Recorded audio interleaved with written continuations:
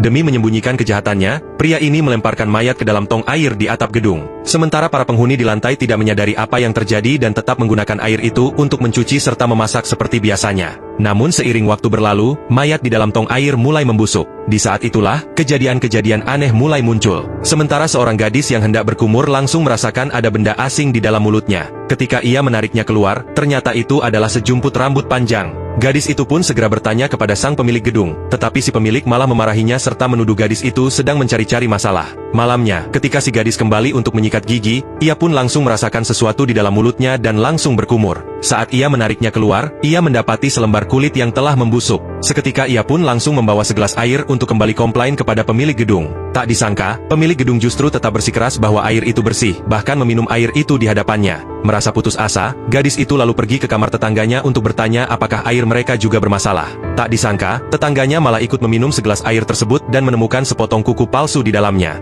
Demi mencari tahu apa yang sebenarnya terjadi, mereka semua naik ke atap untuk memeriksanya. Seketika angin kencang tiba-tiba berhembus dan membuka penutup kolam, yang membuat mereka ketakutan dan berlarian kabur karena mengira melihat hantu. Sementara itu, saat si pria pembunuh bersiap membasuh mukanya, ia mendapati air itu berubah menjadi merah dan langsung sadar kalau mayat itu sudah membusuk. Kemudian dengan panik naik ke atap berniat memindahkannya. Si gadis yang mendengar suara dari atas pun diam-diam mengikutinya. Ketika ia hampir ketahuan, pria itu buru-buru berbohong dan mengatakan bahwa ia ingin mengecek kondisi air. Tapi begitu gadis itu naik ke atas tong, si pria malah mendorongnya. Saat ia hendak menenggelamkan si gadis, pria itu malah terpeleset dan ikut jatuh ke dalam kolam. Si gadis pun langsung memanfaatkan kesempatan itu untuk naik dan menyelamatkan diri. Tak lama kemudian, polisi pun datang dan kedua mayat itu berhasil diangkat dari dalam tong. Akhirnya, berkat keberaniannya, ia berhasil mengungkap kasus pembunuhan berencana.